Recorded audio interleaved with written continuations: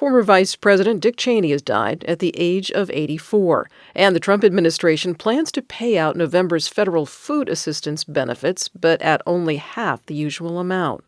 Good morning, I'm Corva Coleman from NPR News, and here are today's top stories. Former Vice President Dick Cheney has died. He was 84 years old. NPR's Don Gagné looks back at Cheney's long tenure as a Washington power player. Dick Cheney grew up in Nebraska, flunked out of Yale, but eventually headed back to school.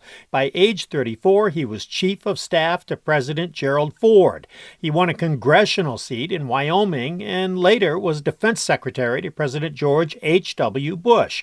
After a stint as CEO of the energy firm Halliburton, Cheney was named George W. Bush's running mate. He was an unusually influential vice president and an unwavering proponent of an aggressive U.S. military policy following the 9/11 attacks. That included going to war in Iraq to confront Iraq's alleged possession of weapons of mass destruction. No such weapons were ever found. Cheney, though, was unrepentant to the end. Don Gagné, NPR News. The Trump administration says it will restart federal food assistance funding cut off by the federal government shutdown. But officials say SNAP recipients will only get half of what they normally receive each month. A Democratic effort in the Senate to fully fund food assistance failed yesterday. Senate Democratic leader Chuck Schumer is blaming the Trump administration. Everyone can get full benefits. The only person standing in the way is Donald Trump. But Wyoming Republican Senator John Barrasso objected, calling the Democratic move a political stunt. Want to end the food assistance cliff? It's easy. Pass the clean bipartisan continuing resolution.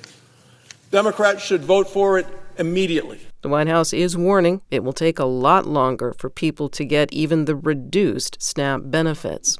It's Election Day. Turnout is expected to be high in New York City as voters choose a new mayor.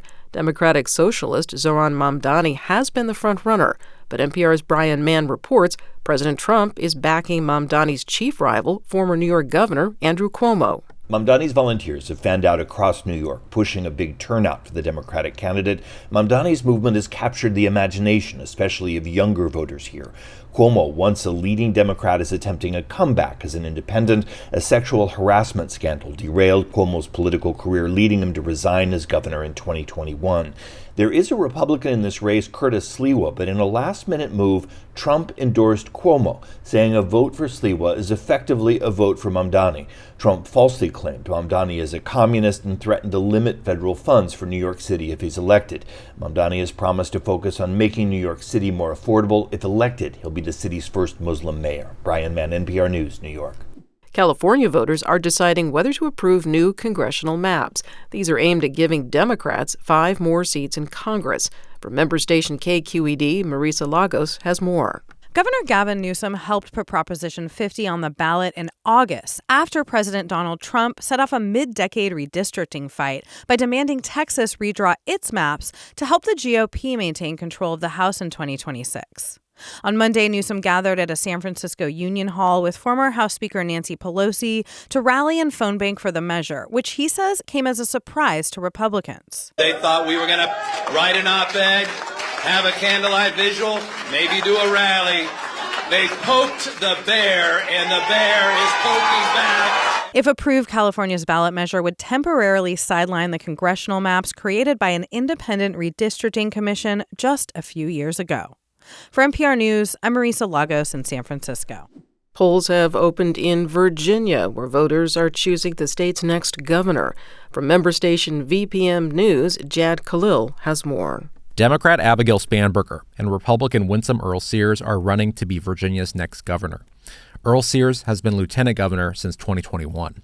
That's when current Governor Glenn Youngkin was elected after running on a platform of rejecting COVID restrictions and criticism of how race was taught in schools.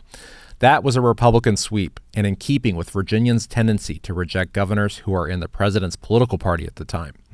That logic is helpful for Spanberger, a former congresswoman and CIA officer. Looming over the race, too, is the government shutdown and reductions in force for federal workers. Virginia's home to hundreds of thousands of government employees. For NPR News, I'm Jad Khalil in Richmond. A typhoon has crashed into the central Philippines, sending tens of thousands of people inland to safety. At least 3 people have been killed in the severe weather. Authorities are reporting significant flooding. Officials in Vietnam say they're preparing for the typhoon to reach them next. Officials say the typhoon is strengthening. Meanwhile, the government of Jamaica has increased its death toll from last week's hurricane to at least 32 people. Hurricane Melissa crashed into the Caribbean island a week ago. Its top sustained winds were 185 miles per hour. The storm killed people elsewhere in the region, including in Haiti and the Dominican Republic. The U.S. is drafting a proposal for a multinational peacekeeping force for Gaza. The proposal would have the force patrolling Gaza for 2 years. NPR's Daniel Estrin reports. The U.S. is aiming to submit a United Nations Security Council resolution to mandate a multinational force in Gaza. That's according to a person briefed on the matter who is not authorized to speak publicly. As Axios first reported, the International Stabilization Force would support a new Palestinian police force.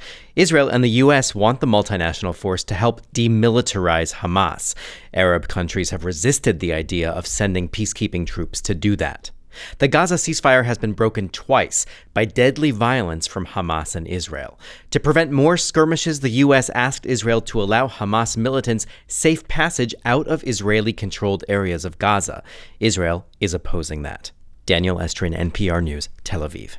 Big tech companies OpenAI and Amazon's cloud computing business have forged a $38 billion partnership. It's the latest move by OpenAI to get more computing power for its large language models. NPR's John Ruwitch explains. Amazon Web Services says OpenAI, which is the parent company of the popular ChatGPT chatbot, will start using its infrastructure immediately. That gives OpenAI access to hundreds of thousands of state-of-the-art GPU chips for AI workloads, and it says it could expand further in 2027 and beyond. The CEO of AWS says its infrastructure will serve as a backbone for OpenAI's AI ambitions. The agreement is the latest in a string of recent deals worth billions between OpenAI and computing infrastructure companies. OpenAI is trying to lock in computing power for the future and consolidate its position as a leader in AI. The news sent Amazon's share price up more than 4%. Amazon is a financial supporter of NPR. John Ruwitch, NPR News. I'm Corva Coleman, NPR News in Washington.